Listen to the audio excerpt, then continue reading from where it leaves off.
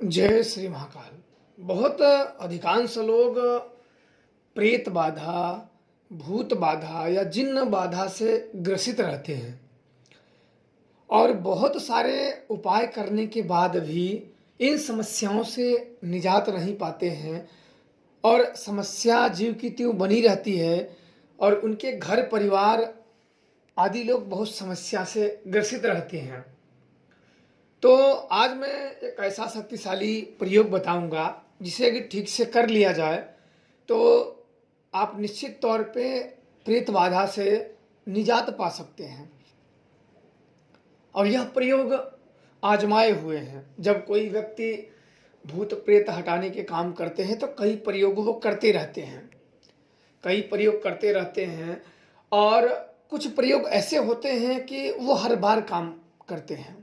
कुछ प्रयोग होते हैं कि एक प्रयोग भूत पे काम करता है तो प्रेत पे नहीं काम करता है, या कुछ प्रयोग प्रेत पे काम करते हैं तो जिन्न पे नहीं काम करते हैं, तो कुछ प्रयोग जिन्न पे काम करते हैं तो पिशाच पे नहीं काम करते हैं। अगर पिशाच पे काम करते हैं तो अन्य देवता पे नहीं काम करते हैं जो लगाए जाते हैं। तो ये नहीं होता कि एक ही प्रयोग सब पे काम आ जाए। हर व्यक्ति का एरिया अलग अलग होता है, उनकी शक्तियां अलग अलग होती है और किस चीज से वो डरते हैं वो भी अलग डिवाइड करता है।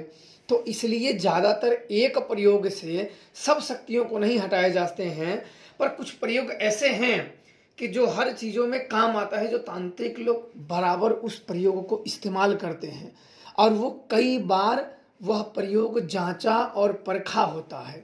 इसलिए ऐसे प्रयोग ज़्यादातर काम करते ही करते हैं उसमें। और कुछ में घर के जो देवी देवता हैं, बड़े बुजुर्ग या पूर्वज लोग शक्तियों को पूजते हैं। आने वाली पीढ़ियों को शक्तियाँ का पूजा किसी ने बाप ने नहीं पूजा किया या दादा से पूजा बंद है। अब आने वाली अब जनरेशन को तो आपके घर के इष्ट शक्ति कौन थी जिसे लोग पूजते थे वो भी नहीं पता है। एक तरीके से ऐसे मान लो कि जैसे रावण के पुत्र मेघनाथ देवी निकुंबला देवी उनकी इष्ट थी, उनकी पूजा करते थे। तो वैसे एक इष्ट होती, इन्हीं के शक्तियों के द्वारा कृपा प्राप्त किया जाता है। अब क्या है कि अब के जनरेशन में इष्ट का तो अता ही पता नहीं है। परदादा या अन्य लोगों ने जो उनके वंश के लोग थे उन्होंने मंदिर बनाई थी, वो जानते हैं कि हमारे घर में जो शक्तियां थी वो थी, पर ये शक्तियों का नाम क्या है पता ही नहीं है।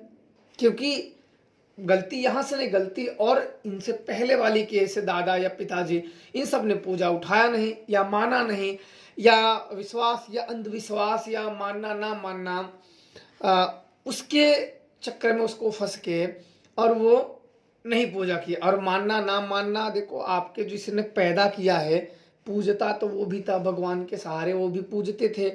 अब आप आए अपने कहीं चहु और देखा, ज्ञान अर्जित किया, क्योंकि व्यक्ति जब जन्म लेता है तो उसके इर्द गिर्द का प्रभाव और माहौल के हिसाब से उसकी बुद्धियां विकसित होती है।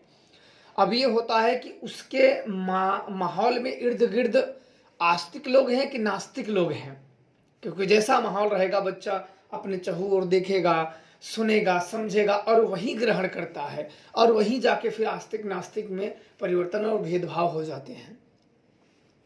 यदि ईश्वर का ये वरदान होता है, एक आशीर्वाद है कि मानव जन्म को यही एक ऐसी उम्र है, मैंने तो ये महसूस किया है कि इसी उम्र में आप चाहे कुछ भी कर सकते हो। चाहे आप पुण्य कमा लो, चाहे पाप कमा लो, हवन इत्यादि कर लो या कुछ भी कर लो, जो आपकी इच्छा है वो कर सकते हो। इसमें कोई आपको रोक टोक या कोई आपको उंगली या कुछ नहीं करेगा, आप कर सकते हो, आप बिल्कुल इसमें। पर इसके बाद जो होते हैं वो चीज नहीं कर सकते हो। भूत प्रेत भी भटकते हैं, ऐसा नहीं कि लाखों लाख लोग, आप देखते हो ना कि लाखों लाख लोग भूत प्रेत से ग्रसित है। तो ऐसे कोई नहीं है कि जो व्यक्ति ऐसे करते हो कि भाई इनके ऊपर कुछ नहीं होते हैं और लोग ठीक भी हो जाते हैं तुरंत। तो ये भी होता है, पर इसे विज्ञान समझ नहीं पाया है। जिसे वो समझ नहीं पाया है उसे वो नकार दिया है। और ये बहुत पहले से चली आ रही, जब विज्ञान का अता पता नहीं था, ये तब से आप हिंदू धर्म में कई पुराणों में और कई वेदों में पढ़ो तो स्वयं ही ये चीज़ निकल जाते हैं और आज वही सब दूसरे लोग उनका अनुसरण करके और आगे अपना नाम देके उसको लग जाते हैं। अब बात करते हैं जो इन सब को हटा दे। तो सर्वप्रथम आपको क्या करना है कि जब यह सब बाधा आपके घर में आने लगे तो पहली बात आप करें कि जहां आपके इष्ट या पूर्वज को पूजते थे वहां उनको कुछ फूल अर्पण करें और एक घी का दीपक जलाएं 11 दिन तक। और उनसे जो भूल चूक हो, भूल ना भी हुई हो, फिर भी भूल चूक का क्षमा याचना करिए कि हमसे गलती हम नहीं जानते हैं, हमें स्वप्न में आप हमें बताएं। तो वो अगर वहां होंगे, कभी कभी नाराज आप उन्हें बिठा दिए और आप वहां गंदगी करने लगे, कुछ ऐसी क्रिया करने लगे जो उन्हें नापसंद हो, तो कभी कभी रुष्ट होकर चले भी हो जाते हैं। अब अगर चले गए हैं तो किसी जानकार को पकड़ना होगा कि ये कैसे किया जाए। अगर ना गए हो तो आप 11 दिन तक करेंगे तो स्वप्न के माध्यम से कोई ना कोई संकेत, कोई ना कोई आपको क्रिया बता ही देंगे, जिससे आपका काम बड़ा सरल हो जाएगा। तो ये करें।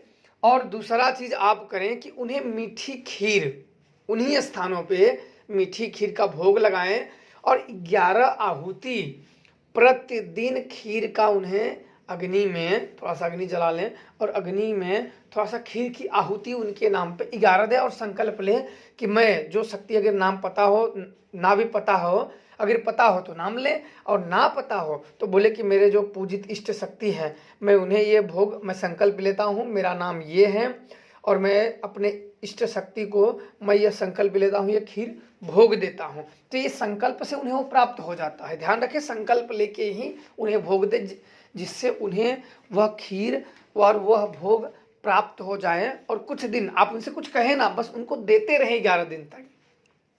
वो स्वयं ही प्रसन्न होके आपको वह मार्ग बता देंगे जिस मार्ग से आप उनके पास जुड़ सकते हो, उनके पास पहुंच सकते हो बिल्कुल आसानी से। इसमें कोई भटकने की जरूरत नहीं। आप बीच में कुछ ना मांगे कि हमारी कृपा करिए, आपके जो काम है, जो जिस काम से दुखी हो उस काम को वहां ना कहें, वो उनकी कृपा प्राप्त हो जाएगी तो काम स्वतः ही हो जाएंगे। इंसान क्या करते हैं ना कि जब दुखी हो जाते हैं, जब समस्याओं में उनकी गर्दनें फंस जाती है, जब उनको बचने का मार्ग नहीं होता है, तब वो शक्तियों को कि तुम ये शक्ति मेरा काम करे, वो शक्ति। आप सोचिए कि इंसान हो कि वो अदृश्य रूपी शक्तियों को भी इस प्रकार से छोड़ते नहीं हम।